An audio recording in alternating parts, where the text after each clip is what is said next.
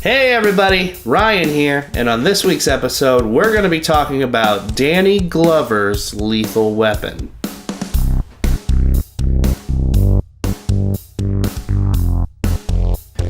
Welcome to another episode of Living the Life with Ryan Wednesday. I am Ryan, and today we're going to talk about something that happened to me a few years ago. First of all, I want to say a great big thank you to everyone who watched the last video. You guys are really a huge help, and I couldn't do it without you. I should be completely creeped out by all of you watching me, but I'm totally not. Unfortunately, this is apparently going to be my last video because I just realized I did prayer hands, and that means I have to kill myself with something sharp. Anytime someone goes like this and says thank you, I immediately want to undo whatever it was I did. Oh, hey, got you a coffee. Thank you so much. Thank you. That being said, if you're new to the channel, please click that subscribe button if you'd love to hear lots of entertaining stories and anecdotes from my time on the road, either pretending to do comedy or pretending to play an instrument. Let's launch into the story, shall we? So, it was a few years ago. I was working the night shift at a very fancy hotel. And what was I doing? Nothing enjoyable, I can tell you that much. I actually worked in housekeeping. And I'm going to stop you right there because no, I did not wear a frilly skirt and dust things with a brightly colored feather duster. I was what was known as a houseman, which sounds like a really fat superhero, which I guess I could be. Houseman. Well, thankfully, all the hostages are safe, and the money is back where it belongs. But for some reason, all the Captain Crunch is gone. Oh, Houseman, away! He's so big, he's on both sides of the family. Is it a bird? Is it a plane? No, those are the sound of butt cheeks slapping together. So I wasn't necessarily a superhero, though I was fat at the time. Also, I still am fat at this time as well. Real job of a houseman in the hospitality industry is basically to be there to do the stuff that they don't want to make the girls do. So we do things like pick up trash, deal with sexually creepy men, clean up vomit or blood, deal with sexually creepy men. So working the first shift as a houseman in the hospitality industry was something akin to removing all the hair from your scrotum with a rusty pair of needle-nose pliers. Like getting 100 paper cuts the day before you, for some reason, are gonna swim in a pool of lemon juice. Or like jumping into a ball pit made of actual balls. But for one magical year of my life, I got to be a houseman on the night shift. Being a houseman on the night shift means you don't see anyone, basically, and you just buff floors. In the hospitality industry, buffing floors all by yourself in the middle of the night is about as good as it gets. That is your Braveheart moment. Freedom! That sounded more like Schwarzenegger. Of course, being on the night shift in Akron, Ohio, you would get your occasional odd character, i.e. drug addict. But I looked at it as an opportunity for very good stories. Come on in. Yes, the government is controlling our brains. Your toes are made of cheese too? So you're going to sleep under that bench now? Okay, you have a great night, sir. Don't let the bed bugs bite, because hotels have bed bugs. It was during this period of my life that is hereby known as the magic period. Magic. That I, a lowly young houseman, embarked on a magical journey. A journey that allowed my path to cross with a treasure of American cinema. Ladies and gentlemen, I am referring to the one and only Danny Glover. Donald Glover, I love him. Childish Gambino, Community, that's some good stuff. No. Do you think Donald Glover was an angel in the outfield? Do you think Donald Glover has ever gone fishing? Do you think Donald Glover has ever... Hold on, I'm going to Google some Danny Glover movies.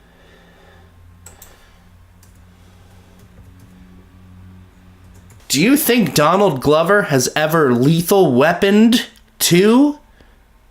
I am talking about Danny Glover. All right? This particular weekend that I was working, Danny Glover also had a speaking arrangement at Kent State University. I don't know why. Maybe Kent State offers a major about working with Mel Gibson for multiple movies. I got a bad reputation. I mean, sometimes I just go nuts like now. I'm sure that would take a professional college degree. Mr. Glover was out for the evening. However, he had spoken to the young ladies at the front desk, and he had very explicit instructions. At approximately 3 a.m., Danny Glover was to be allowed into the fitness area of this particular hotel. For what? One can only speculate. But it was there, in his hotel contract, right next to must have a bed to sleep on. One of our senior members of maintenance was on staff that night, and he must be a large Danny Glover fan, because he personally requested that he could let Mr. Glover into the fitness room, which I had no qualms about whatsoever, because I had no idea what I would have said to Danny Glover had I met him in person. Hey, I remember when you said you were getting too old for this. Here's a fun thing about the hotel, too. We all had walkie-talkies to communicate with one another. It was a good feeling, you know? At one moment, mop up someone's vomit, but a moment later, feel like you're in the FBI. Breaker, 1-9, the Eagle has landed, and the turd is secure. Ladies and gentlemen, the turd is secure. So earlier, I had overheard one of these spy transmissions about how Mr. Glover had been allowed into the fitness room and that he was going to do his workout. At this point, I figure I'll just step back, let Mr. Glover have his workout. He's like 95, 96,000 years old at this point. All I'm going to have to do is put back the 1-pound weights and sweep some of the Metamucil off the floor, and we'll be good to go. So I give it to about 4:30 in the morning. It's now been an hour and a half. At this point, I figure he's got to be done and out of there and back in his room, or he's dead. Either that or he's dead. He's there or he's dead. And I'm going to have to clean his body off the floor, and I'm going to have to break it to the news that Mr. Danny Glover is no longer with us. Well, it was my job to clean up, and I figured I'd go check on the fitness room, and that's where I found Mr. Glover's body, over by the elliptical. I guess he was getting too old for this shit. As much as I did not want that to be my reality, I knew it was my responsibility to clean up whatever mess Danny Glover has made. So I'm heading to the fitness room, just going over in my head, what are some of the things that Danny Glover left for me to clean up? I get about 40 feet away from the fitness room. It's a wooden door with a square window, and I can see that the lights are on. Then I was like, well, obviously Danny Glover doesn't care about our electric bill, because he left the lights on. Clearly, he's too old to still be working out, so I creep up cautiously to the fitness room door. Remember, I've got a walkie-talkie. I'm in the CIA. I get up to the door, and I peek through the little square window. And to what should my wandering eyes should appear but a little black actor in his bare naked rear. And I immediately duck down, and I'm like, oh my god, did he see me? I hope he didn't see me. Did I see that? Is that really? That wasn't real. That couldn't have been real. This is a mirage. I'm in the desert. No, there's something wrong with my eyes. I have schizophrenia. It runs in my family. I knew this was going to be a problem. I calm myself down. There's only one way to get to the bottom of this. Literally. I slowly creep my head back up, take a peek back through the window. What I saw was confusing and upsetting. I can still only speculate about the angles and the curvature.